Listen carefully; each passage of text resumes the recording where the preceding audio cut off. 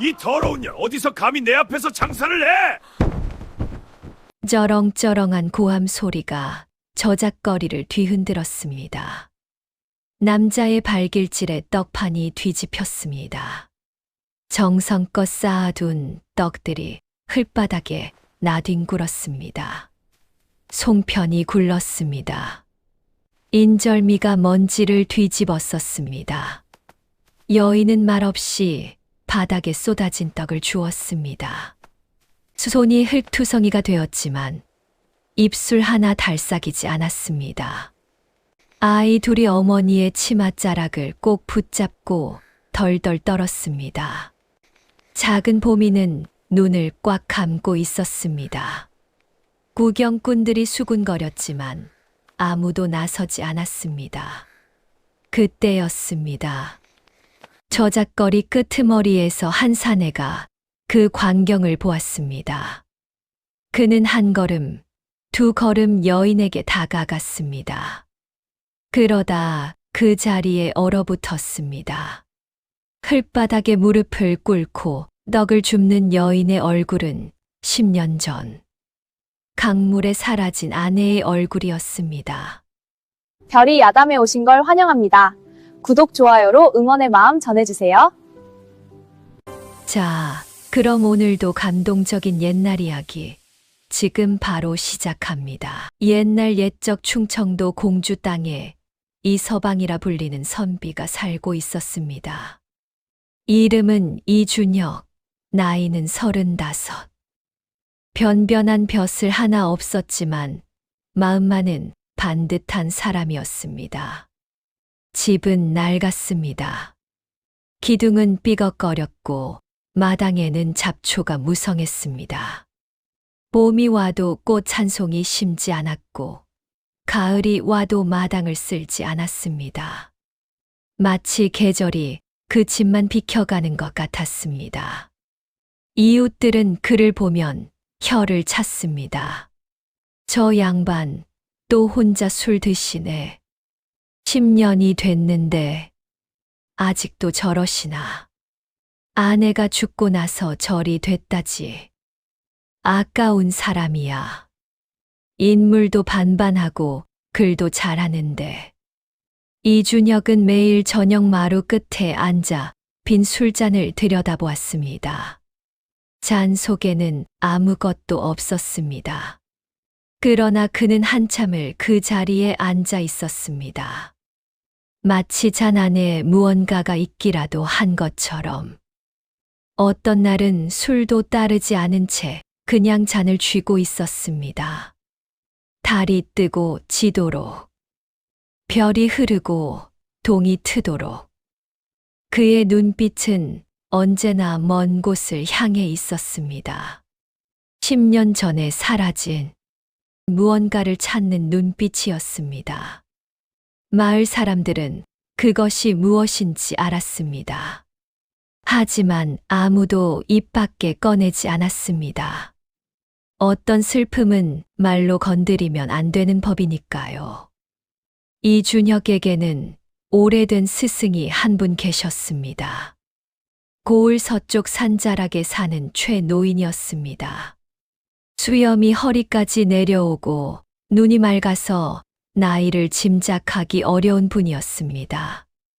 마을 사람들은 그를 가리켜 산신령 같다고 했습니다. 어느 가을날 이준혁이 스승을 찾아갔습니다. 술 냄새를 풍기며 눈이 벌겋게 충혈된 채로 집신 한 짝이 떨어져 나가 있었지만 그는 알아채지도 못했습니다. 최 노인은 마루에서 그를 바라보았습니다. 말없이 손을 들어 앉으라고 했습니다. 한참을 두 사람은 말이 없었습니다. 산에서 바람이 불어왔습니다. 낙엽이 날렸습니다. 이준혁이 먼저 입을 열었습니다. 선생님, 사람이 죽으면 어디로 가는 것입니까? 최 노인은 대답하지 않았습니다. 그 대신 오래 침묵했습니다. 이준혁이 다시 물으려는 찰나 최 노인이 천천히 입을 열었습니다. 준혁아, 진짜 죽음이 무엇인지 아느냐? 모르겠습니다.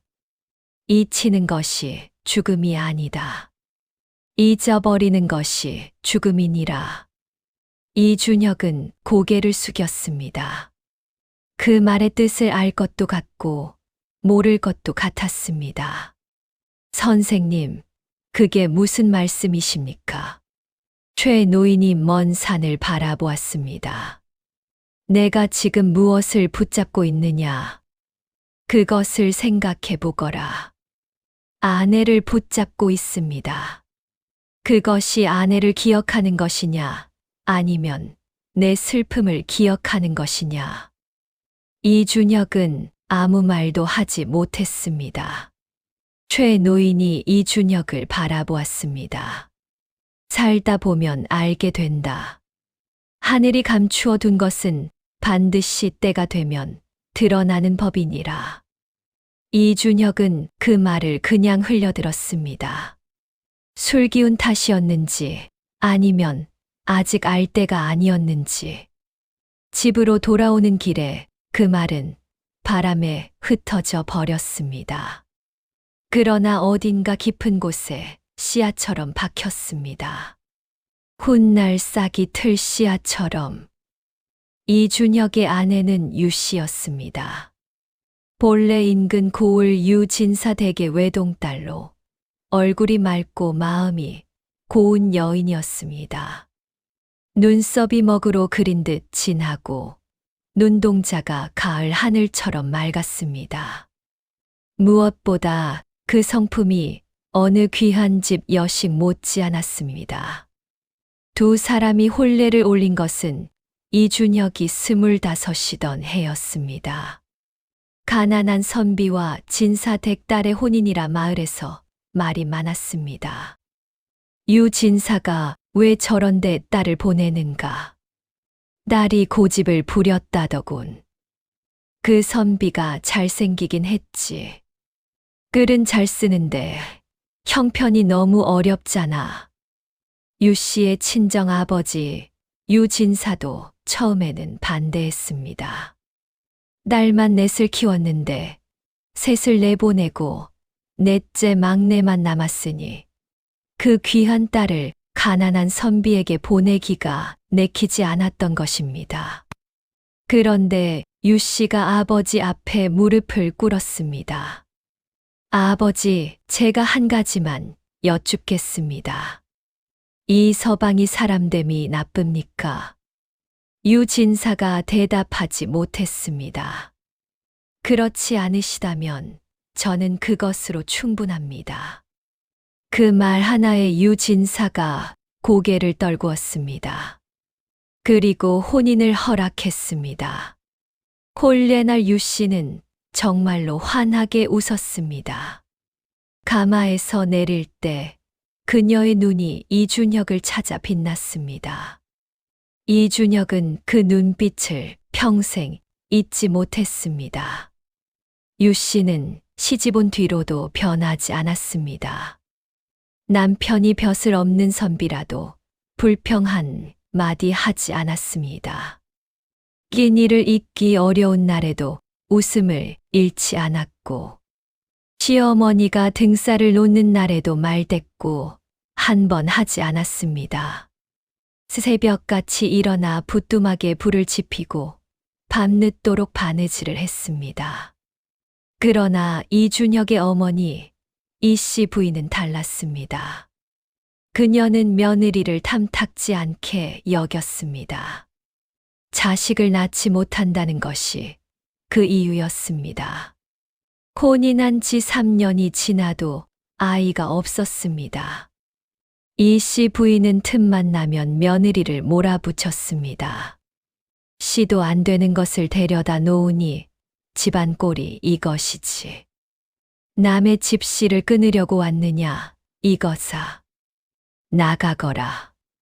내 얼굴 보기 싫다. 유진사 딸이라더니 그게 다야?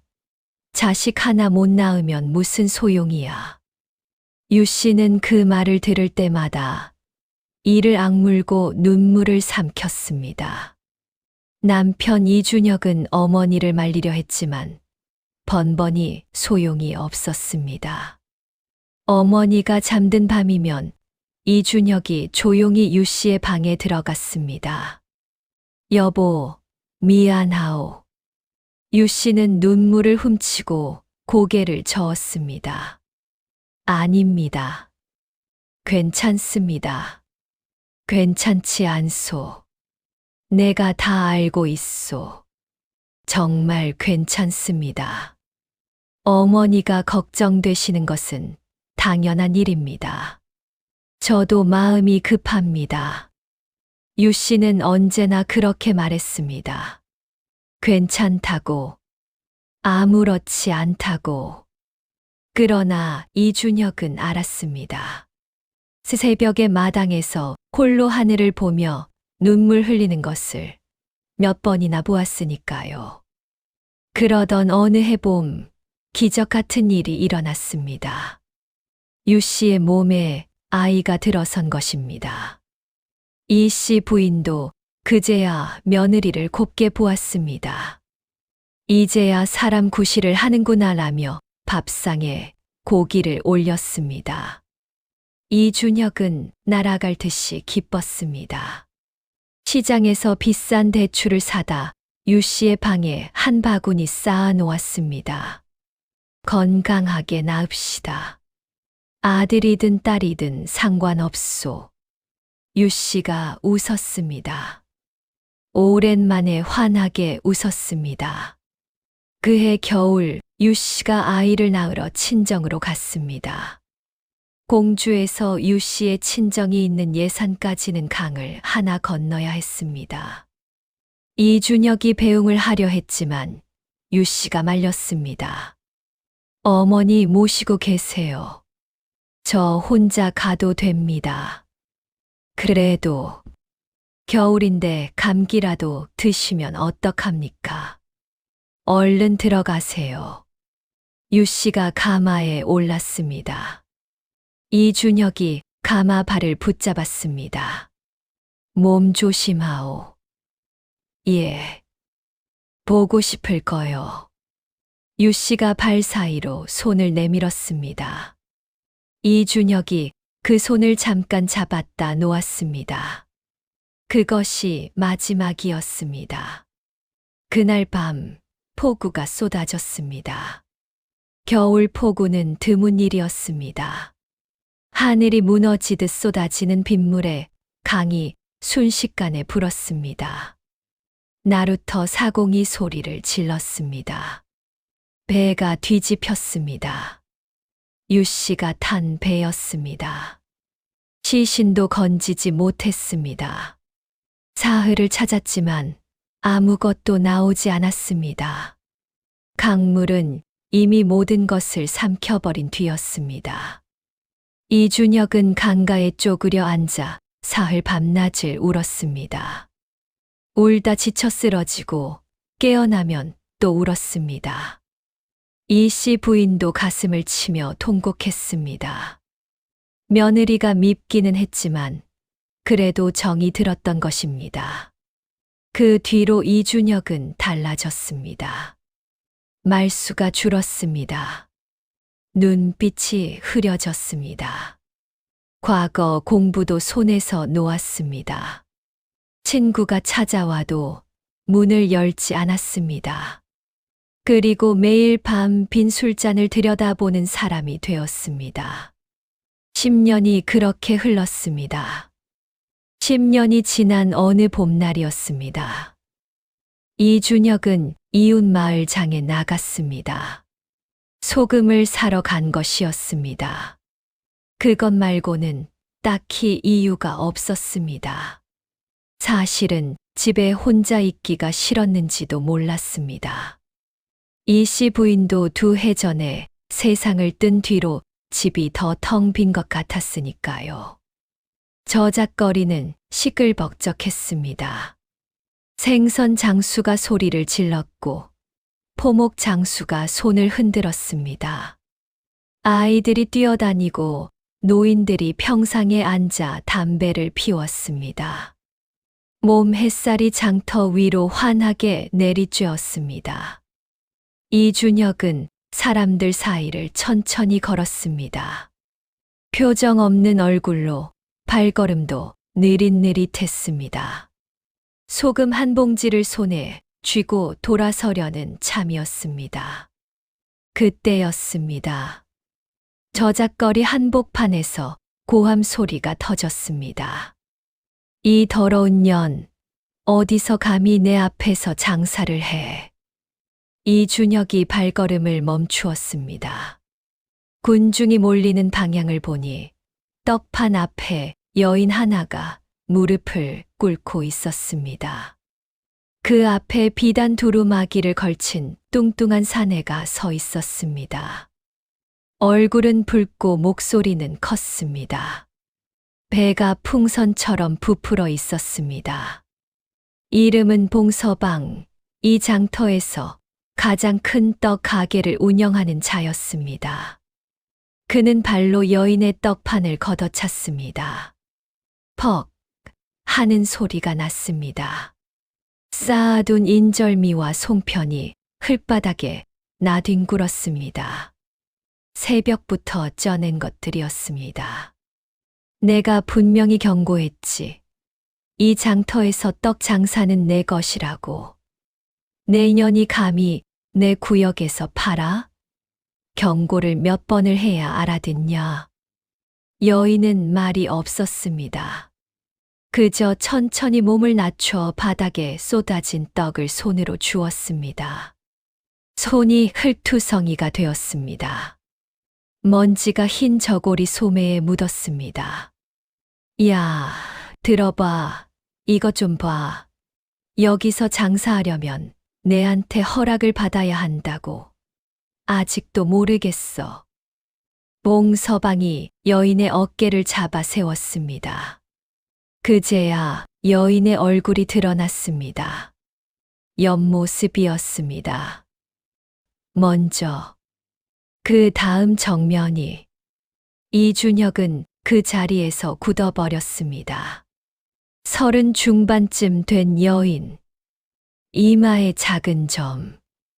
오른손 검지에 흉터.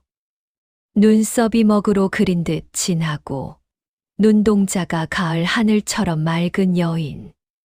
세월이 흘러 얼굴에 고생의 흔적이 새겨졌지만 그 생김새만은 조금도 변하지 않았습니다. 심장이 쿵 내려앉았습니다. 말도 안 된다. 죽었다. 죽었다고. 그는 스스로를 타일렀습니다. 눈을 감았다 떴습니다. 그래도 여인은 거기 있었습니다. 착각이다. 비슷하게 생긴 것이다. 그러나 발은 움직이지 않았습니다. 심장이 말하고 있었습니다. 이 사람이라고. 여인 곁에는 아이 둘이 치맛자락을 붙잡고 덜덜 떨고 있었습니다. 위로는 사내아이 67살쯤 됐을까요? 아래로는 계집아이 5살쯤. 계집아이는 눈을 꽉 감은 채 어머니의 치마를 손에 말아쥐고 있었습니다. 봉서방이 여인의 뺨을 향해 손을 들었습니다. 그 순간 이준혁이 움직였습니다. 이준혁이 봉서방의 손목을 잡았습니다. 철컥 하는 느낌이었습니다. 그 손 내리시오. 봉서방이 휙 돌아보았습니다. 뭐야, 당신은? 지나가던 사람이요. 그 손 내리시오. 봉서방이 손목을 뿌리치려 했지만 이준혁이 놓지 않았습니다. 썩 꺼져. 내가 상관할 일이 아니야. 여인에게 손 찍어마는 것을 보고 그냥 지나칠 수는 없소. 봉서방이 이준혁을 위아래로 훑었습니다. 낡은 도포, 다른 집신, 소금 봉지 하나가 전부인 행색이었습니다. 하, 이 거지 같은 양반이 어디서 끼어들어? 구경꾼들이 웅성거렸습니다. 수십 명이 멀찍이 서서 쳐다보았지만 아무도 나서지 않았습니다. 봉서방이 어떤 사람인지 다들 알았기 때문입니다. 이 여인이 무슨 잘못을 했소? 내 장터에서 무허가로 장사를 했지. 그게 잘못이 아니고 뭐야? 장터는 나라의 것이오. 당신 마음대로 구역을 나눌 수 없소. 봉서방의 얼굴이 붉어졌습니다. 귓불까지 새빨개졌습니다. 이 새끼가 말을 가르쳐 그가 이준혁의 멱살을 잡으려 했습니다. 이준혁이 가볍게 옆으로 피했습니다. 그러자 봉서방이 더욱 화가 났습니다. 야들아, 이 놈 잡아. 부하들이 앞으로 나섰습니다. 덩치 큰 사내가 둘이었습니다. 이준혁은 물러서지 않았습니다. 그러나 상황이 불리했습니다. 구경꾼 중에 누가 말했습니다. 저 선비 큰일 났네. 봉서방 부하들이잖아. 괜히 끼어들었어. 그때 여인이 이준혁의 팔을 가볍게 잡았습니다. 괜찮습니다. 그만두세요. 낮고 조용한 목소리였습니다. 이준혁이 그 목소리에 온몸이 굳었습니다. 10년 전에 귀에 박아둔 목소리였습니다. 틀림없었습니다. 그만두세요. 저는 괜찮습니다. 어서 가세요. 여인이 다시 말했습니다. 이준혁을 걱정하는 말투였습니다. 봉서방이 코웃음을 쳤습니다. 잘 가르쳤네. 2번은 봐주지 않는다. 내일 또 여기서 장사하면 그 떡판 박살 내버린다. 아이들 앞에서 그는 일부러 아이들을 내려다보며 그 말을 했습니다. 아이들이 더 움츠러들었습니다. 봉서방이 부하들을 데리고 자리를 떠났습니다. 걸어가면서도 뒤를 돌아보며 이준혁을 노려보았습니다. 구경꾼들도 하나둘 흩어졌습니다. 장터는 다시 일상으로 돌아가는 것 같았습니다. 이준혁은 여인의 앞에 섰습니다. 여인은 다시 바닥에 무릎을 꿇고 흙에 묻은 떡을 주었습니다. 말없이 조용히 유씨요? 여인의 손이 멈췄습니다. 유씨 맞소. 한참의 침묵이 흘렀습니다. 장터의 소음이 멀어지는 것 같았습니다. 여인이 천천히 고개를 들었습니다. 2 사람의 눈이 마주쳤습니다. 여인의 눈에 눈물이 차올랐습니다. 그러나 울지 않았습니다. 그 눈물은 흘러내리지 않았습니다. 마치 오랜 세월 동안 울음을 참는 법을 배운 사람처럼. 당신이요? 여인의 목소리가 떨렸습니다. 이준혁도 말이 나오지 않았습니다. 목이 막혔습니다. 여보, 그 한마디였습니다. 그것으로 충분했습니다. 아이 둘이 어머니와 낯선 아저씨를 번갈아 쳐다보았습니다. 보미가 어머니의 치맛자락을 잡아당겼습니다. 어머니, 저 아저씨 알아요? 유 씨는 대답하지 않았습니다. 입술을 꽉 깨물고 이준혁을 바라볼 뿐이었습니다. 이준혁도 아이들을 바라보았습니다. 67살 사내아이와 6살 계집아이. 2 아이 모두 어머니를 닮아 눈이 맑았습니다. 복동이가 이준혁을 빤히 쳐다보았습니다. 한참 뒤에 유 씨가 몸을 돌렸습니다. 가자. 기다리시오. 제발 기다리시오. 유 씨가 멈췄습니다. 그러나 돌아보지는 않았습니다. 아이들의 손을 꼭 쥔 채 10년이요. 그녀의 목소리는 낮고 단단했습니다. 10년 동안 저는 죽은 사람이었습니다. 당신이 살아 있었다면 왜 돌아오지 않은 것이오? 나는 당신이 죽은 줄만 알았소. 유 씨가 천천히 돌아섰습니다. 그 눈빛은 슬프지 않았습니다. 오히려 단호했습니다. 돌아갈 수 없었습니다. 왜요? 왜 돌아갈 수 없었소? 유 씨는 아이들을 내려다보았습니다. 그리고 다시 이준혁을 바라보았습니다. 오늘은 이만 가야 합니다. 유 씨, 사흘 뒤 이 장터에 다시 오겠습니다. 그것이 전부였습니다. 유 씨는 아이들의 손을 잡고 사라졌습니다. 이준혁은 그 자리에 서서 유 씨의 뒷모습이 골목 속으로 사라지는 것을 바라보았습니다. 다리가 풀렸습니다. 그는 그대로 길바닥에 주저앉았습니다.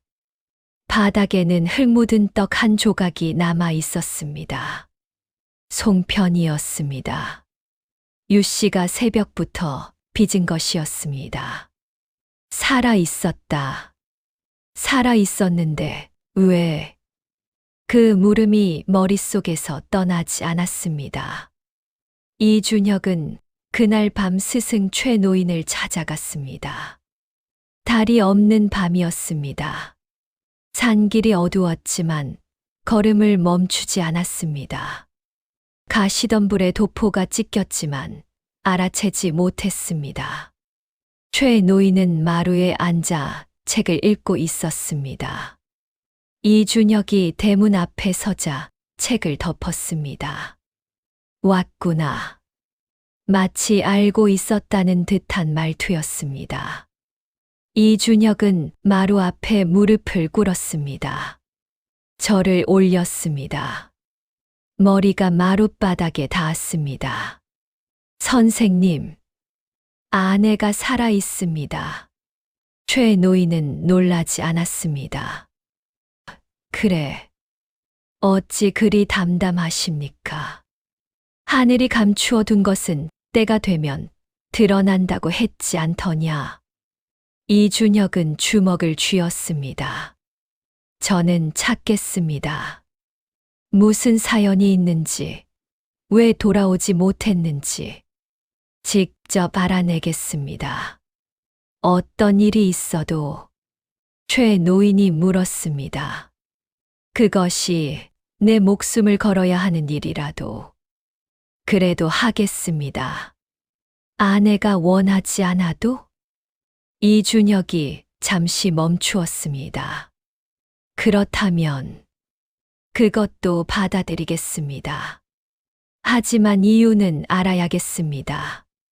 최 노인이 천천히 고개를 끄덕였습니다. 그렇다면 한 가지만 명심하거라. 진실을 찾되 원망부터 앞세우지 마라. 먼저 들어라. 그 다음에 판단하거라. 사람의 사정이란 겉으로 보이는 것과 다를 때가 많으니라. 이준혁은 깊이 절을 올렸습니다. 명심하겠습니다. 그리고 자리에서 일어섰습니다. 이제 뒤를 돌아볼 생각이 없었습니다. 10년 동안 빈 술잔을 들여다보던 사람이 처음으로 앞을 향해 걸어가기 시작했습니다. 이튿날 이준혁은 다시 저작거리를 찾았습니다. 유 씨가 떡을 팔던 자리는 비어 있었습니다. 뽕서방의 위협이 통했는지 아니면 다른 이유가 있는지 알 수 없었습니다. 그는 주변 상인들에게 물었습니다. 어제 저 자리에서 떡 팔던 여인을 아십니까? 처음 두 사람은 모른다고 했습니다. 세 번째로 물은 포목 장수 영감이 수염을 쓸었습니다. 아, 유떡전 말이오? 저 골목 안쪽에 삽니다. 아이 둘 데리고 사는 안악인데 봉서방한테 맨날 저리 당하지요. 저런 일이 자주 있습니까? 포목 장수 영감이 혀를 찼습니다. 자주요? 저 봉서방이 저 여인을 갈구기 시작한 게 여기 온 첫날부터라오. 이 장터에서 제일 맛난 떡이 저 여인 떡이거든. 손님이 몰리니까 배가 아픈 거지요. 아이 둘 딸린 과부라 만만하게 보는 것이고. 근데 저 여인이 보통 내기가 아니야. 맞서지는 않아도 꺾이질 않거든. 떡판이 뒤집히면 다시 펼치고 또 뒤집히면 또 펼치고. 이준혁의 눈에 불이 일었습니다. 그 여인이 과부라 합니까? 남편이 없다고만 알았지. 자세한 사정은 모르오. 이준혁은 골목 안쪽을 향해 걸었습니다. 골목은 좁았습니다. 집들이 다닥다닥 붙어 있었습니다. 냄새가 섞였습니다. 밥 짓는 냄새, 빨래 비누 냄새, 아이들 냄새. 끝에 작은 오두막이 나타났습니다. 방 한 칸에 붓두막이 전부인 허름한 집이었습니다. 클벽에 군데군데 금이 가 있었고 지붕은 새로 올린 지 얼마 안 된 짚이 섞여 있었습니다. 마당에는 아이들의 신발이 나란히 놓여 있었습니다. 작은 것, 조금 큰 것. 그때 등 뒤에서 목소리가 들렸습니다. 뭘 찾으시오? 돌아보니 60대 후반쯤 된 할머니가 서 있었습니다. 쪼글찐 머리에 눈이 형형한 노파였습니다. 손에는 장바구니를 들고 있었고 눈은 날카롭게 이준혁을 살피고 있었습니다. 이름은 분이 할매라 불렸습니다. 유 씨가 이 마을에 처음 흘러왔을 때 거두어 준 사람이었습니다. 처음에 허름한 행색으로 아이 하나를 안고 들어온 젊은 안악을 보고 방 한 칸을 내주었습니다. 그때부터 지금까지 가족처럼 지내왔습니다. 이준혁이 사정을 이야기했습니다. 분이 할매는 한참을 들었습니다. 표정 하나 흔들리지 않았습니다. 다 듣고 나서 한숨을 쉬었습니다. 그러니까 그 안악 남편이 당신이란 말이오? 예. 분이 할매가 이준혁의 눈을 오래 바라보았습니다. 거짓말을 하는지 진심인지 가늠하는 눈빛이었습니다. 가여운 것. 할매가 중얼거렸습니다. 무슨 뜻이십니까? 아내를 말씀하시는 겁니까? 저를 말씀하시는 겁니까? 둘 다요. 이준혁이 주춤했습니다. 그 안악이 왜 돌아가지 못했는지는 나도 다 알지 못하오. 하지만 한 가지는 확실히 알아요. 그 여인은 당신을 원망하지 않소. 단 하루도 당신을 잊은 날이 없었소. 이 할미가 보장하오. 이준혁의 가슴이 찢어지는 것 같았습니다. 눈이 뜨거워졌습니다. 그는 억지로 눈을 깜박였습니다. 오늘 봉서방이 그 여인에게 한 짓, 오늘만의 일이 아니지요? 분이 할매의 눈빛이 깊어졌습니다. 처음 이 마을에 왔을 때부터요. 아이 딸린 과부라 만만하게 보는 거지. 떡판 엎은 것이 오늘이 벌써 세 번째요. 장터에서 머리채를 잡힌 적도 있소. 흙바닥에 끌려다닌 적도 있소. 그래도 저 안악은 한 번도 울지 않았어요. 아이들 앞에서는 밤에 혼자 이불 속에서 어떻게 울었는지는 이 할미만 알지요. 이준혁이 손으로 눈을 가렸습니다. 한동안 그렇게 있었습니다. 그 봉서방이라는 자에 대해 더 아시는 것이 있습니까? 할매가 눈을 가늘게 떴습니다. 왜요? 혼내줄 작정이요? 알아야 할 것이 있어서요. 할매는 잠시 이준혁을 바라보았습니다. 이 사람을 믿어도 되는지 아닌지. 그러다 느릿느릿 고개를 끄덕였습니다. 저 봉서방 고을 현감하고 사돈지간이라오. 나를 현감 아들에게 보냈거든. 그래서 저렇게 날뛰어도 아무도 못 건드리는 거요. 관아에 신고해도 소용이 없어요. 현감이 딱 막아버리니까. 근데 말이요. 할매가 목소리를 낮췄습니다. 저 자 뒤에 더 무서운 게 있소. 그 안악을 여기까지 쫓아오게 만든 진짜 나쁜 놈이 따로 있다는 말이요. 그 자가 언젠가는 찾아올 것 같아서 이 할미도 밤이면 가슴이 쿵쿵거린다오. 사흘 뒤 이준혁은 장터로 나갔습니다. 해가 뜨기도 전에 일어나 단정히 도포를 차려입었습니다. 오랜만에 갓도 썼습니다. 유씨가 와 있었습니다. 새벽부터 쪄낸 떡판을 다시 펼쳐놓고 있었습니다. 어제 엎어진 자리에 다시. 아이들도 옆에 있었습니다. 복동이는 눈을 비비며 앉아 있었고, 보미는 어머니 무릎에 기대어 졸고 있었습니다. 봉서방의 부하 하나가 멀리서 팔짱을 끼고 지켜보고 있었습니다.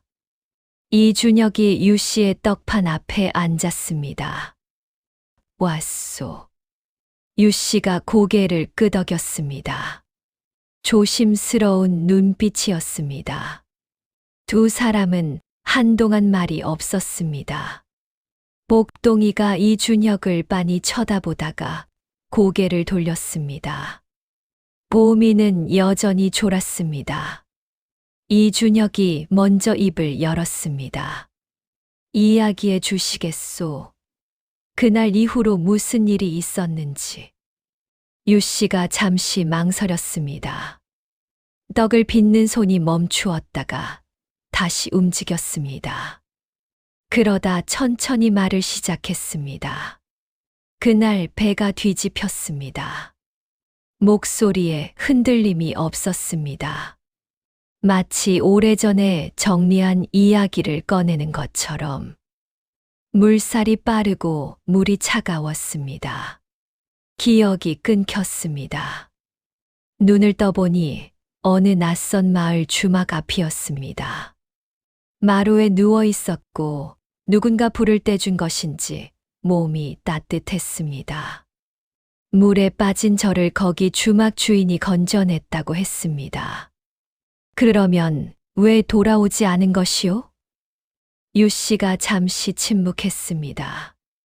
몸을 추스르고 나서 돌아가려 했습니다. 고향이 공주라는 것은 어렴풋이 기억이 났습니다. 그런데 그 주막 주인이 저를 붙잡았습니다. 이준혁의 눈이 가늘어졌습니다. 붙잡았다니요. 그는 제가 자신과 혼인한 사이라고 주장했습니다. 제 이름과 고향이 적힌 혼인 문서까지 들이밀었습니다. 저는 기억을 잃은 상태였습니다. 이름도 낯설었고 고향도 어렴풋할 뿐이었습니다. 남편이 있다는 느낌은 있었는데 그게 그 사람인지 다른 사람인지 확신할 수 없었습니다. 유씨의 손이 미세하게 떨렸습니다. 그가 만들어낸 거짓이었지요. 하지만 그 당시 저는 알 수 없었습니다. 기억이 없었으니까요. 마을 사람들도 모두 그가 제 남편이라 했습니다. 그가 미리 손을 써둔 것이었겠지요. 이준혁은 주먹을 쥐었습니다. 손이 떨렸습니다. 언제 기억이 돌아온 것이오? 첫째 복동이가 2살이 되던 해였습니다. 유 씨의 목소리가 처음으로 살짝 흔들렸습니다. 어느 날 밤 꿈에 당신 얼굴이 보였습니다. 공주집, 마당의 감나무, 어머니 목소리. 한꺼번에 쏟아졌습니다. 결혼하던 날 가마에서 내리던 것도, 당신이 손을 잡아주던 것도, 유 씨가 눈을 내리깔았습니다. 아침에 눈을 뜨자마자 울었습니다. 모든 것이 기억났습니다. 그 사람이 내 남편이 아니라는 것도, 당신이 진짜 남편이라는 것도. 이준혁의 눈이 붉어졌습니다. 그럼 그때 왜 돌아오지 않은 것이오? 유 씨는 잠시 말이 없었습니다. 눈물이 흘렀지만 손으로 닦지 않았습니다. 그냥 흘러내리도록 두었습니다. 아이가 있었습니다. 그 한마디였습니다. 복동이가 2살이었습니다. 그리고 배 속에 보미가 있었습니다. 그 사내의 아이들이었습니다. 이준혁은 아무 말도 할 수 없었습니다. 유 씨가 계속 말했습니다. 돌아간다 해도 어찌 됩니까? 아이들 아비라 주장하는 그 사내가 따라올 것입니다. 어머니는 저를 내쫓으시겠지요. 아이들은 어떻게 됩니까? 내가 당신을 지켰을 것이요. 유 씨가 고개를 들어 이준혁을 바라보았습니다. 당신이 저를 지키지 못하신 날이 이미 있었습니다. 그 말이 비수처럼 꽂혔습니다. 이준혁은 반박하지 못했습니다. 그 말이 틀리지 않았으니까요. 그래서 그 사내에게서 아이들을 데리고 도망쳤습니다. 보미가 태어나고 나서 100일이 지나자마자, 그리고 이 마을까지 흘러왔습니다. 유 씨가 눈물을 닦았습니다. 처음으로. 저는 당신을 원망하지 않습니다. 하지만 돌아갈 수 없었습니다. 지금도 쉽지 않습니다. 이준혁은 한참을 앉아 있었습니다. 지나가는 사람들이 2 사람을 힐끗거렸습니다. 몽서방의 부하는 아직도 멀리서 지켜보고 있었습니다. 그 사내의 이름이 무엇이오? 유 씨의 눈이 흔들렸습니다. 최만득이라 했습니다. 예산 쪽 주막 주인이었습니다. 이준혁이 고개를 끄덕였습니다. 그 이름을 마음속에 새겼습니다. 오늘은 이만 가겠소. 유 씨가 올려다보았습니다. 어디 가실 것입니까? 해야 할 일이 생겼소. 그리고 그는 잠시 멈추었습니다. 몽서방의 부하를 한번 바라보았습니다. 내일부터는 제가 여기 있겠소. 자가 다시 행패를 부리지 못하도록. 유 씨가 고개를 저었습니다. 괜찮습니다. 이제껏 혼자 버텼습니다. 이준혁이 조용히 말했습니다. 혼자 버틸 필요가 없소. 이제는. 유 씨는 아무 말도 하지 않았습니다. 그러나 눈빛이 조금 달라졌습니다. 단단한 눈빛 안에 무언가 흔들리는 것이 있었습니다. 이튿날 이준혁은 다시 장터에 나타났습니다. 유 씨의 떡판 옆에 조용히 자리를 잡았습니다. 아무것도 사지 않았습니다. 그냥 앉아 있었습니다. 몽서방의 부하가 그를 보고 뒤로 물러났습니다. 주인에게 전가를 보내는 것 같았습니다. 오전이 지나도록 몽서방은 나타나지 않았습니다. 복동이가 이준혁 옆으로 슬그머니 다가왔습니다. 아저씨, 어제도 왔잖아요. 그렇지. 왜 왔어요? 어머니 도우러. 복동이가 이준혁을 한참 올려다보았습니다. 우리 어머니 힘세요. 도움 안 받아도 돼요. 이준혁이 작게 웃었습니다. 알아. 그래도 옆에 있으면 좋잖아. 복동이가 입을 삐죽였습니다. 하지만 자리를 뜨지 않았습니다. 보미가 조심스럽게 이준혁에게 다가왔습니다. 아저씨, 송편 드실래요? 이준혁이 보미를 바라보았습니다. 둥글고 까만 눈이 어머니를 닮아 있었습니다. 먹어도 되겠냐? 네. 어머니가 만든 거예요. 세상에서 제일 맛있어요. 이준혁이 송편을 받았습니다. 한 입 베어 물었습니다. 참말로 맛있었습니다. 소리향이 은은하게 났습니다. 유씨가 만든 맛이었습니다. 이준혁은 그 맛에 눈시울이 붉어지는 것을 느꼈습니다. 복동이가 옆에 앉았습니다. 아저씨, 글 알아요? 알지. 어디까지요? 사서삼경은 다 읽었소. 복동이의 눈이 커졌습니다. 저도 배우고 싶은데 서당이 너무 비싸요. 어머니가 돈 모이면 보내준다고 하는데 아직 멀었어요. 이준혁이 복동이를 바라보았습니다. 내가 가르쳐 줄까? 복동이가 눈을 동그랗게 떴습니다. 진짜요? 응. 복동이가 잠시 이준혁을 의심스럽게 바라보았습니다. 그러다 고개를 끄덕였습니다. 좋아요. 유씨가 아이들과 이준혁을 바라보았습니다. 말없이 떡을 빚었습니다. 손이 바빴습니다. 그러나 입꼬리가 아주 조금 올라가 있었습니다. 오랜만에 그날 오후 봉서방이 직접 나타났습니다.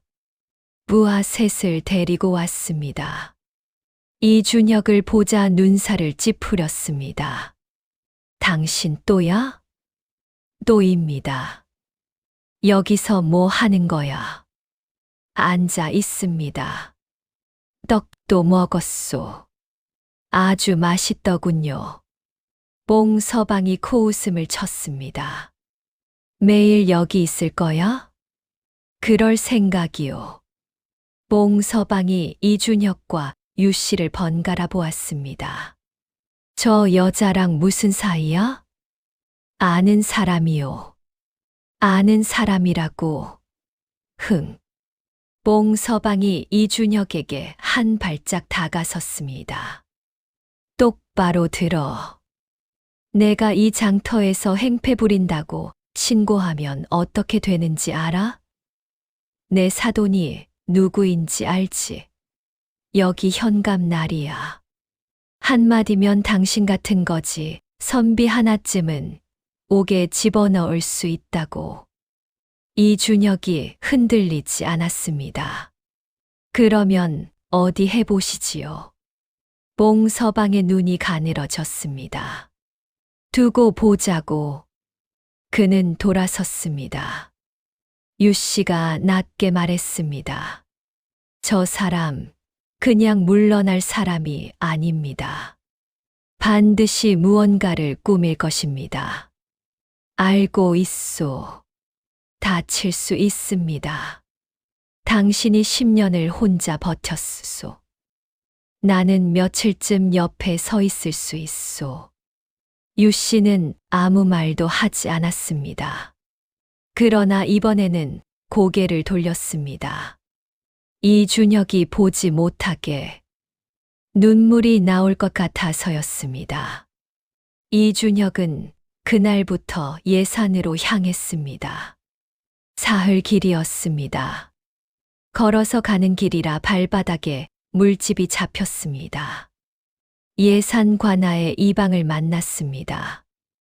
호적 장부를 10년 전 것부터 꺼내달라 했습니다. 이방이 고개를 갸웃했습니다. 무슨 일로 그러십니까? 이준혁이 사정을 설명했습니다. 이방의 표정이 굳어졌습니다. 그런 일이 있었습니까? 장부를 뒤졌습니다. 최만득이라는 이름은 없었습니다. 혼인신고 기록도 없었습니다. 이방이 더 꼼꼼히 뒤지다가 손가락이 멈추었습니다. 최가 성을 가진 자 중에 최만식이라는 자가 있는데 주마컵 12해 전에 처를 잃었다 기록되어 있고 그 뒤로 재혼 신고는 없소이다. 그 자가 맞습니다. 이방이 이준혁을 바라보았습니다. 그 자에 대해 더 알고 싶으시다면 오래된 이웃을 찾아보시오. 이준혁은 며칠 더 예산에 머물렀습니다. 최만식의 이웃 노인을 어렵게 찾아냈습니다. 장터에서 허드레시를 하는 늙은 남자였습니다. 그는 이준혁을 경계하다가 사정을 듣더니 한숨을 쉬었습니다. 그 자 말이오? 나쁜 놈이지. 12해 전에 진짜 처가 이유도 없이 죽었는데 동네에서는 독살이라 했어요. 밥에 무언가를 탔다고 관아에 신고까지 갔는데 증거가 없다 하여 흐지부지 됐지. 그 뒤로도 여자를 여럿 꿰어서 첩처럼 데리고 살았다지. 물에 빠진 여자를 건졌다더니만 그 여자도 그렇게 한 것이었구만.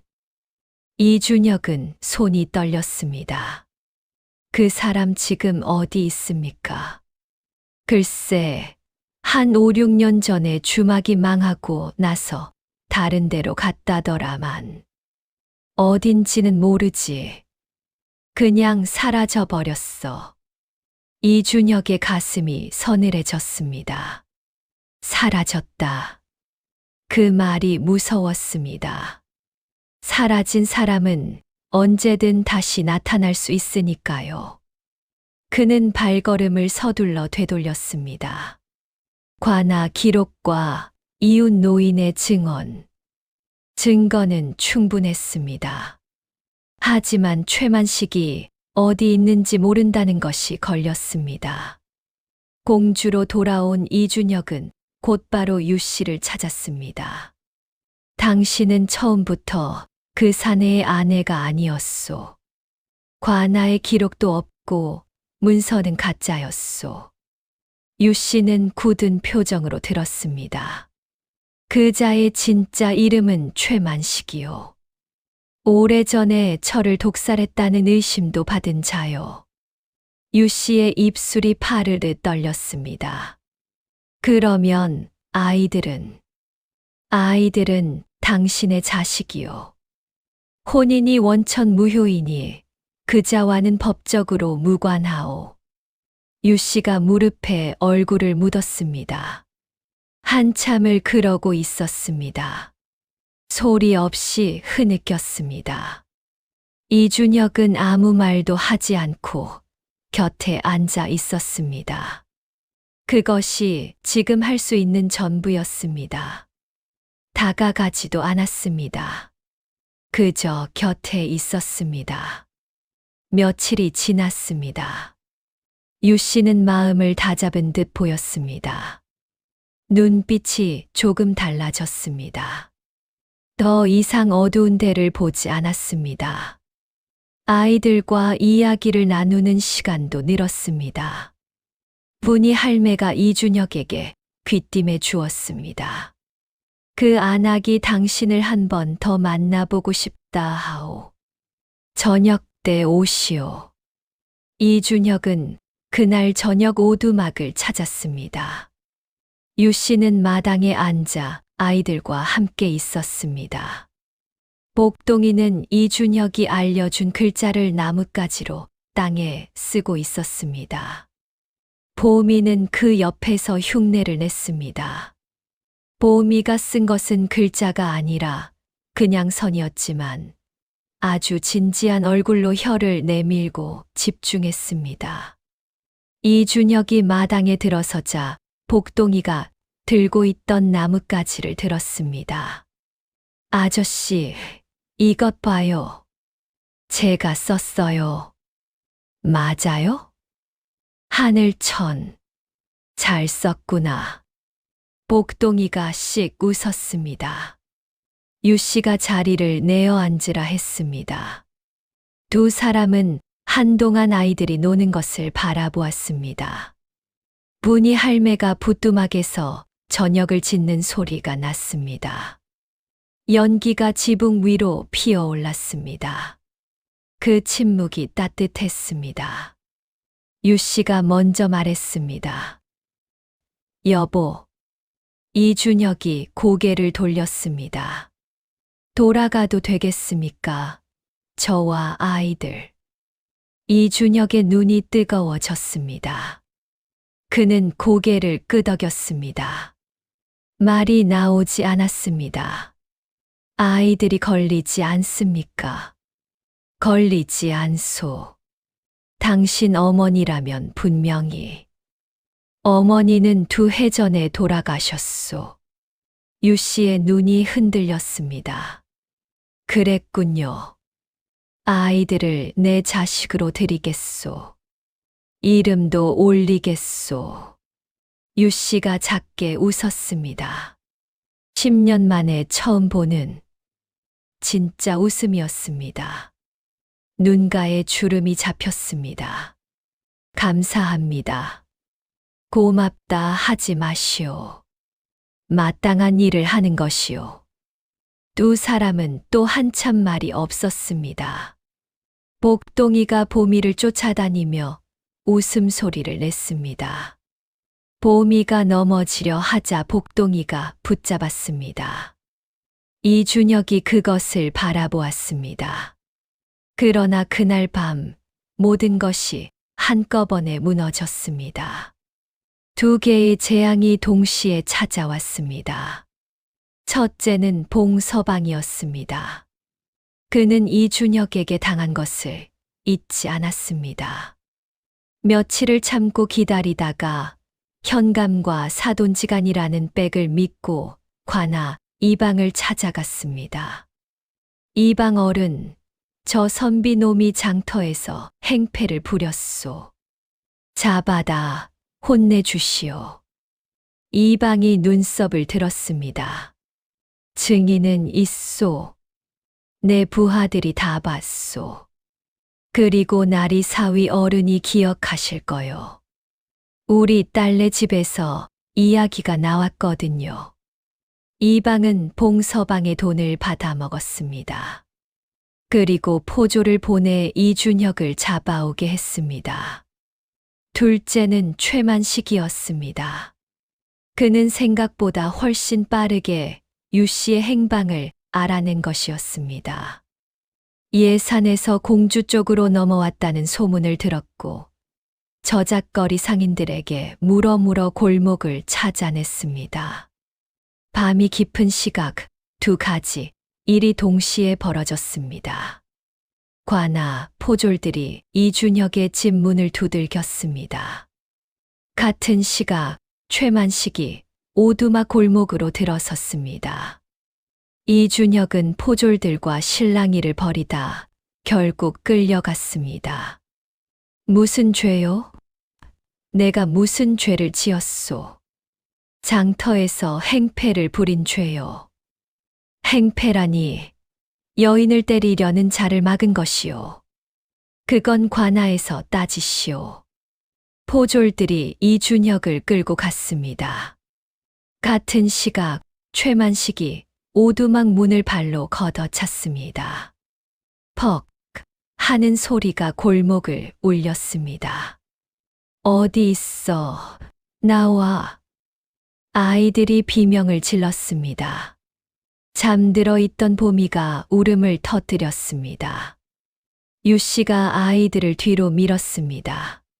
최만식은 키가 크고 어깨가 넓은 사내였습니다. 눈빛이 탁하고 입술이 비틀어져 있었습니다. 술 냄새가 코를 찔렀습니다. 10년 사이에 살이 더 쪘고 눈빛이 더 흐려졌습니다. 2년이 어디로 도망쳤나 했더니 여기 있었구만. 나가시오. 유 씨의 목소리는 떨렸지만 물러서지 않았습니다. 두 팔을 벌려 아이들 앞에 섰습니다. 나가라고? 하하, 내 마누라가 도망갔다 왔는데 내가 왜 나가? 나는 당신 마누라가 아닙니다.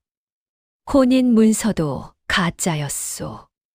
관아에 확인까지 했습니다. 최만식의 눈이 가늘어졌습니다. 누가 그런 짓을 가르쳐 줬어? 어떤 놈이? 그는 방 안을 둘러보았습니다. 이준혁의 도포 자락이 구석에 걸려 있었습니다. 남자가 드나든 거야? 이 환양년. 그가 유 씨의 머리채를 잡으려 했습니다. 보미가 소리를 질렀습니다. 하지 마. 우리 어머니한테 하지 마. 최만식이 보미를 내려다보았습니다. 보미가 작은 주먹을 쥐고 그 앞에 서 있었습니다. 온몸이 떨리고 있었지만 물러서지 않았습니다. 그 순간 분이 할매가 빗자루를 들고 뛰어들었습니다. 이놈, 남의 집에 무단으로 들어와 행패야. 애들 앞에서 부끄럽지도 않냐. 빗자루가 최만식의 등을 후려쳤습니다. 골목 사람들이 몰려들었습니다. 등불이 켜지고 사람들이 모였습니다. 최만식은 기세가 꺾였지만 물러서지 않았습니다. 저 여자는 내 마누라야. 도망친 내 마누라를 내가 데려가는 게 무슨 죄야. 여기 다 들어봐. 저 년이 내 자식들까지 데리고 도망친 거야. 구경꾼들이 술렁였습니다. 유 씨의 얼굴이 하얗게 질렸습니다. 아이들이 어머니 뒤에서 움츠러들었습니다. 최만식이 씩씩거리며 돌아갔습니다. 하지만 그것이 끝이 아니었습니다. 이튿날 아침 최만식은 고을 관아를 찾아갔습니다. 그곳에서 봉서방의 모함으로 이준혁이 이미 옥에 갇혀 있다는 것을 알았습니다. 그는 기회를 놓치지 않았습니다. 날이 소인의 처가 도망쳤습니다. 그리고 저기 갇혀 있는 선비가 소인의 처를 꿰어낸 것입니다. 현감이 두 사람의 말을 들었습니다. 봉서방과 사돈지간인 현감은 처음부터 이준혁에게 불리했습니다. 이준혁이 품에서 예산관아 문서를 꺼냈습니다. 나리, 이것을 보십시오. 이 자의 혼인 신고 기록은 관아에 없습니다. 문서는 처음부터 위조였습니다. 현감이 문서를 훑었습니다. 표정이 흔들렸습니다. 그때 봉서방이 옆에서 낮게 속삭였습니다. 나리, 저 선비가 만들어 온 가짜 문서입니다. 믿지 마십시오. 저 선비가 남의 처를 빼앗으려고 증거를 꾸민 것입니다. 현감이 문서를 도로 내려놓았습니다. 증인이 있느냐? 예산에 이웃 노인이 있고 예산 이방도. 여기 없는 자의 말은 증거가 되지 않는다. 이준혁의 눈이 굳었습니다. 현감이 선언했습니다. 이준혁은 장터에서 행패를 부린 죄, 그리고 타인의 처를 꿰어낸 죄로 옥에 가두겠다. 나리, 이것은 부당합니다. 법이 이래도 됩니까? 포졸이 이준혁의 입을 틀어막았습니다. 이준혁이 버텼지만 포졸이 셋이었습니다. 유 씨는 그 소식을 분이 할매에게 전해 들었습니다. 눈앞이 캄캄했습니다. 다리가 풀렸습니다. 어떡해요, 할매? 어떡해요? 분이 할매가 유 씨의 손을 꽉 잡았습니다. 정신 차려요. 지금 쓰러지면 안 돼요. 그날 밤 최만식의 부하가 오두막에 쪽지를 들이밀었습니다. 아이들을 데리고 오너라. 그러면 저 선비를 살려두겠다. 유 씨는 손이 떨렸습니다. 등불 아래서 그 쪽지를 읽었습니다. 아이들이 옆에서 잠들어 있었습니다. 복동이의 얼굴, 보미의 얼굴. 유 씨는 아이들을 보니 할매에게 맡기고 관하로 달려갔습니다. 현감을 만나게 해달라 했습니다. 이방이 가로막았습니다.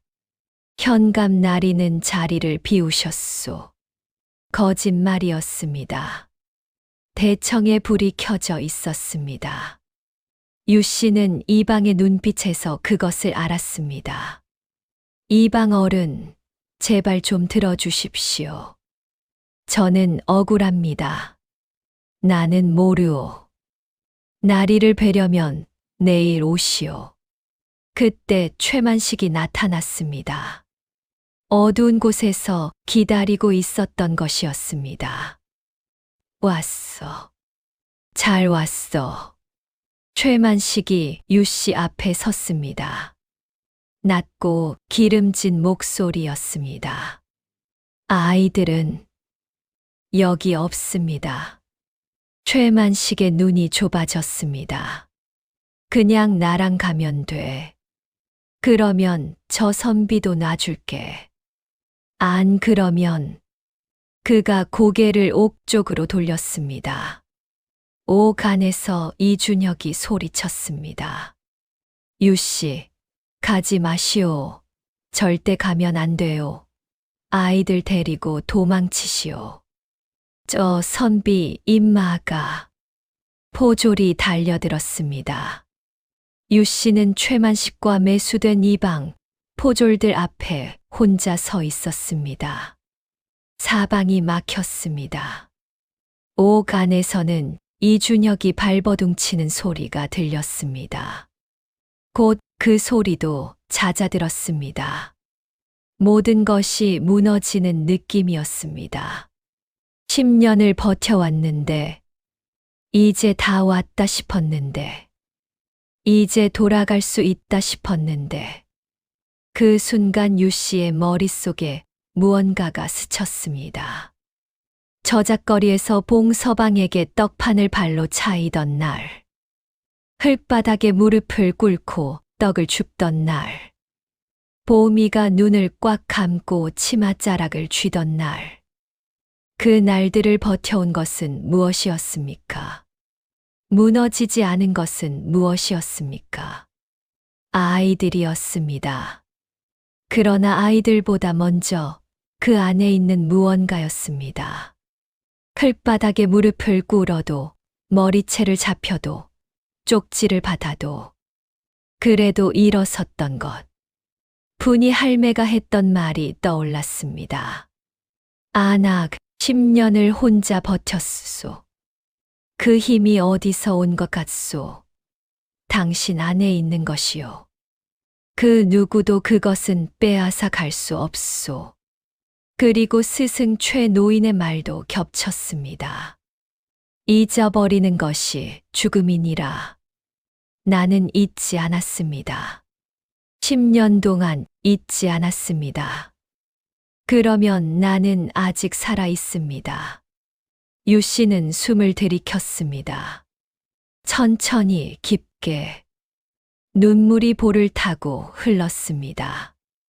하지만 눈빛은 달라져 있었습니다. 그녀가 최만식을 바라보았습니다.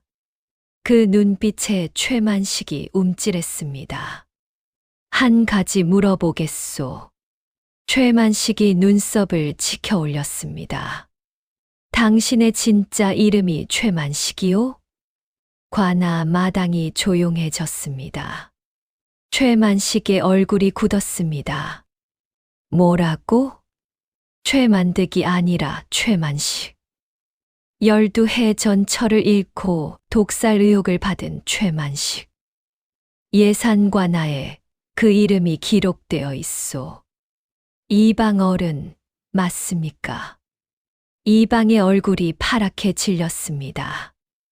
그는 대답하지 못했습니다.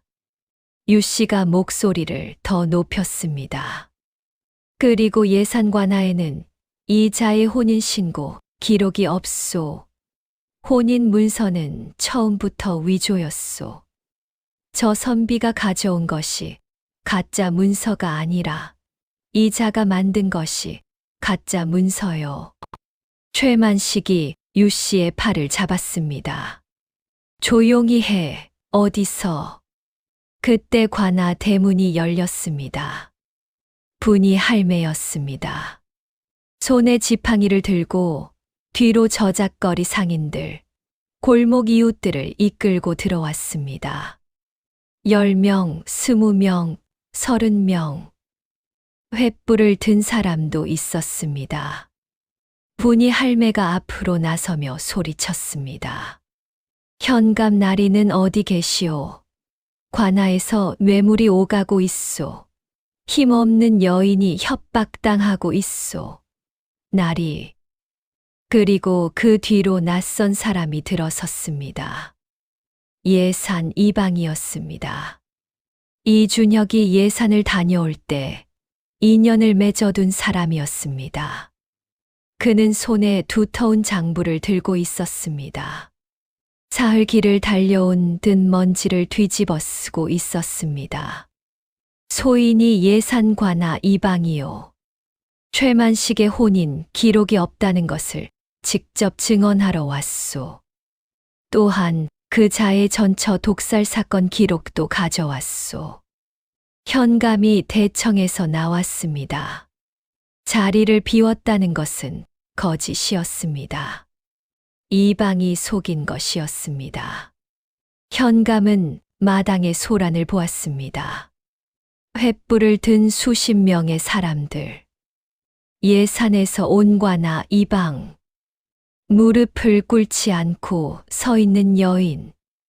현감의 눈빛이 달라졌습니다. 분이 할매가 무릎을 꿇고 고했습니다. 나리, 이방놈이 저 최가의 돈을 받아 먹었습니다. 억울한 선비를 가두고 힘없는 여인을 협박하고 있습니다. 저 봉서방놈도 마찬가지입니다. 나리의 사돈이라는 것을 방패로 이 장터에서 오랫동안 행패를 부려왔습니다. 현감의 눈이 이방에게 향했습니다. 이방은 땅에 엎드렸습니다. 나리, 소인이 잘못했습니다. 돈에 눈이 멀었습니다. 현감의 눈이 차가워졌습니다. 예산 이방이 장부를 올렸습니다. 나리, 이것이 예산관아 호적 장부입니다. 최만식의 혼인신고, 기록은 어디에도 없습니다.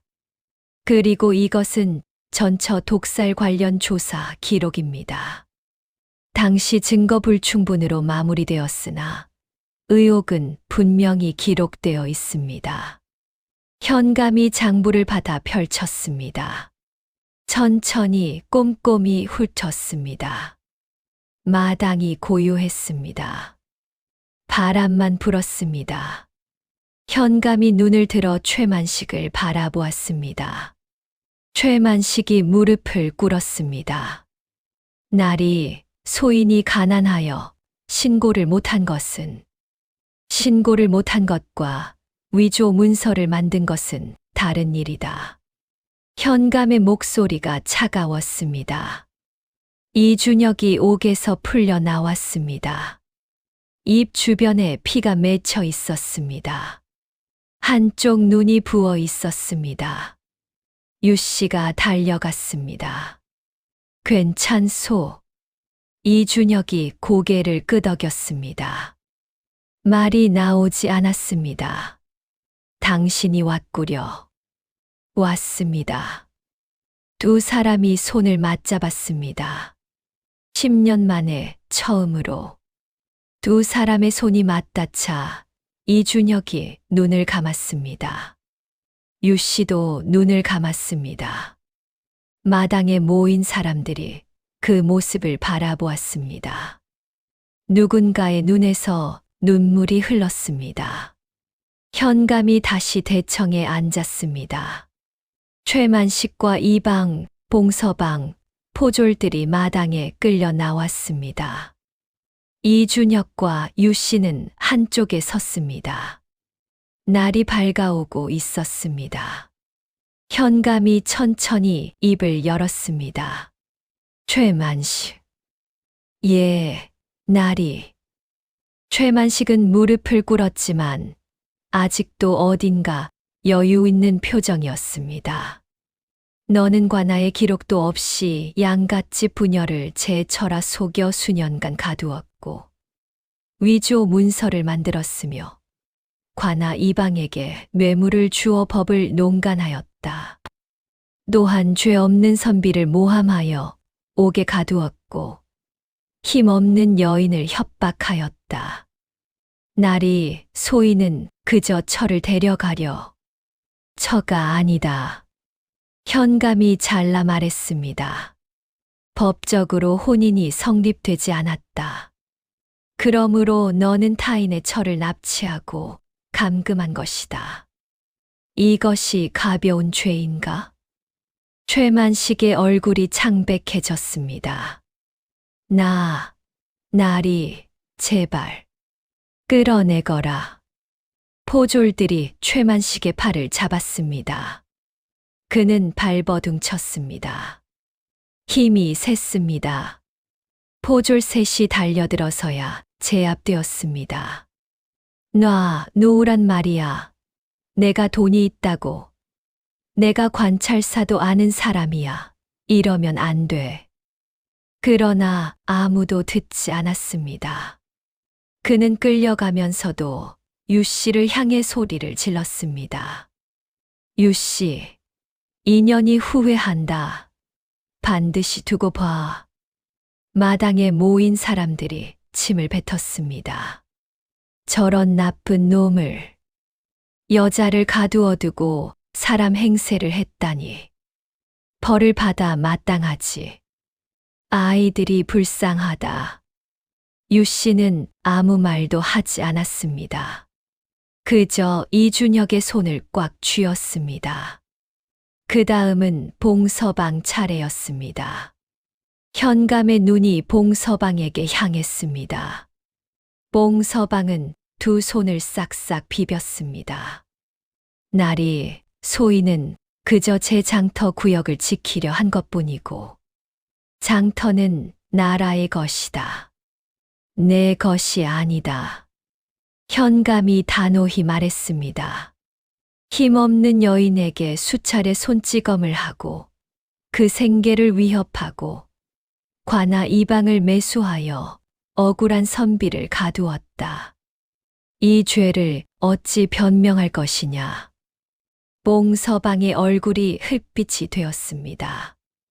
나리와 사돈간이라는 것을 믿고 법을 농간한 죄가 더 무겁다.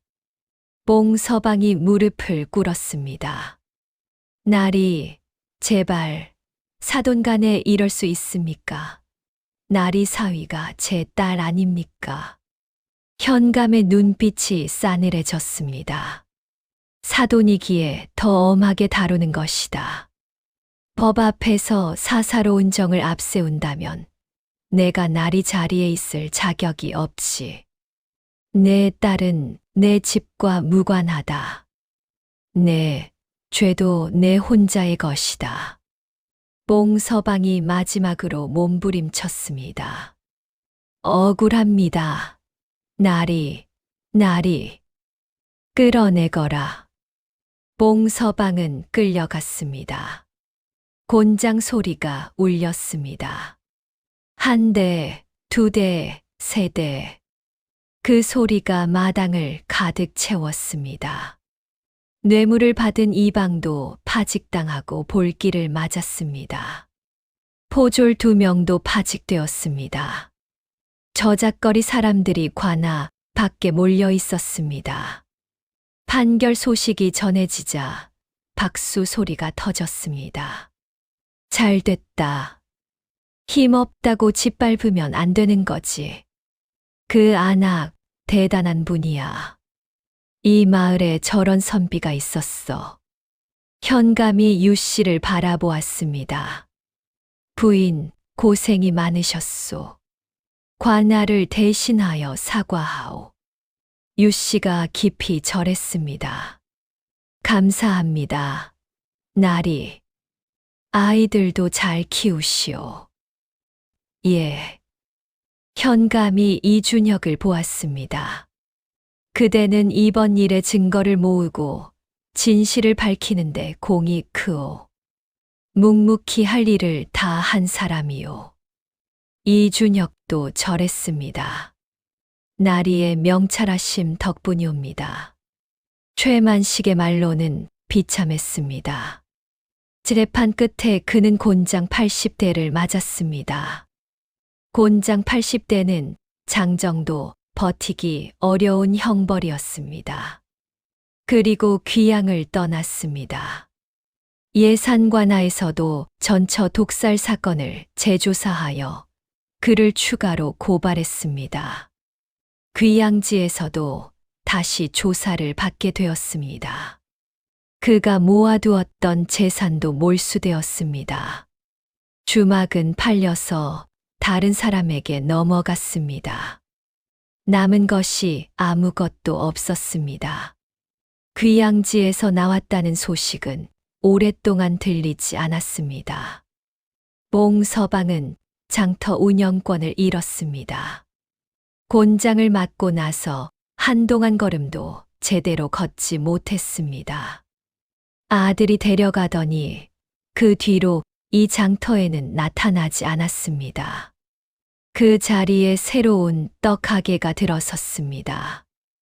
유 씨의 떡가게였습니다. 저작거리 사람들은 두고두고 이 이야기를 했습니다.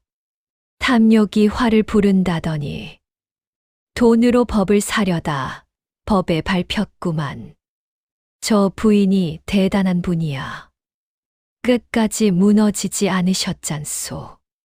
그 선비도 대단해. 발이 부르트도록 예산까지 다녀왔다지. 그날 저녁 이준혁과 유 씨는 분이 할매의 마당에 나란히 앉았습니다. 아이들은 마당에서 뛰어놀고 있었습니다. 복동이가 보미를 쫓아다니며 웃었습니다. 보미가 넘어질 뻔하자 복동이가 잡아주었습니다. 이준혁이 그 모습을 바라보았습니다. 저 아이들 이름이 복동이와 보미라 했소. 예. 좋은 이름이요. 유 씨가 작게 웃었습니다. 당신이 지어줬으면 어떻게 지었겠소? 이준혁이 잠시 생각했습니다.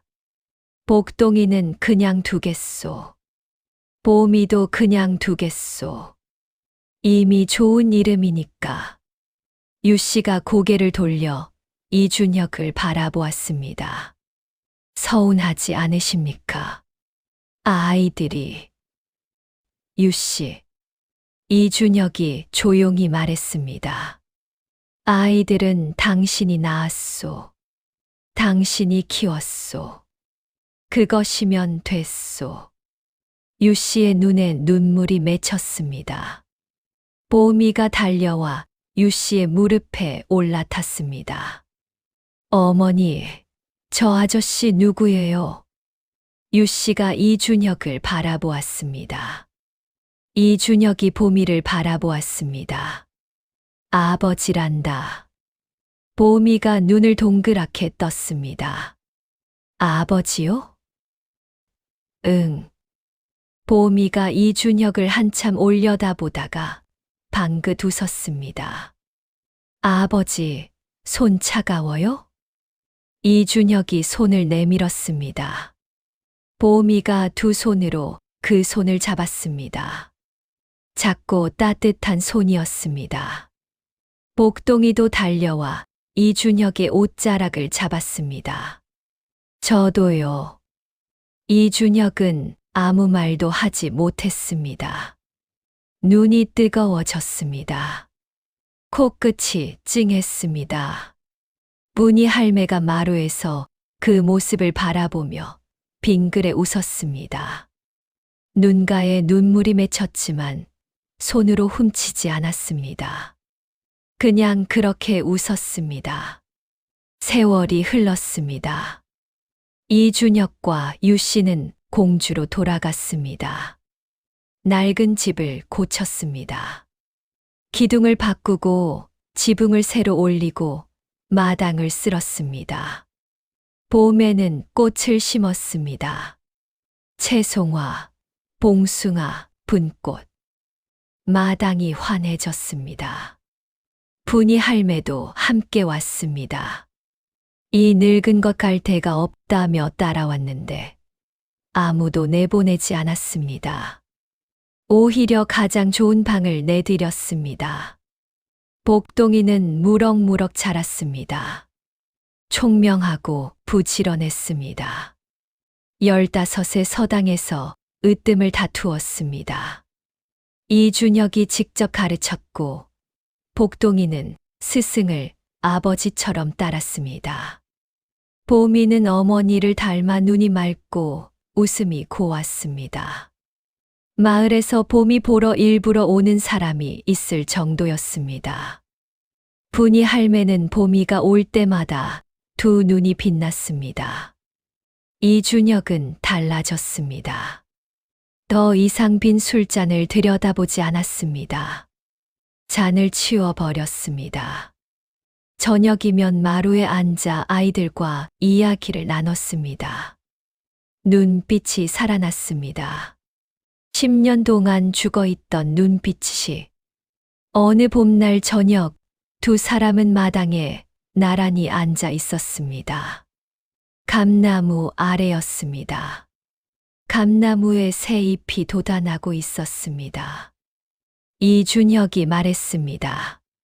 10년 전에 심은 감나무요.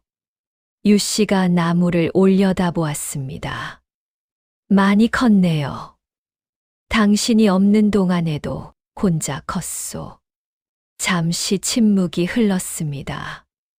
유씨가 이준혁의 손 위에 손을 올렸습니다. 이제는 같이 보겠네요.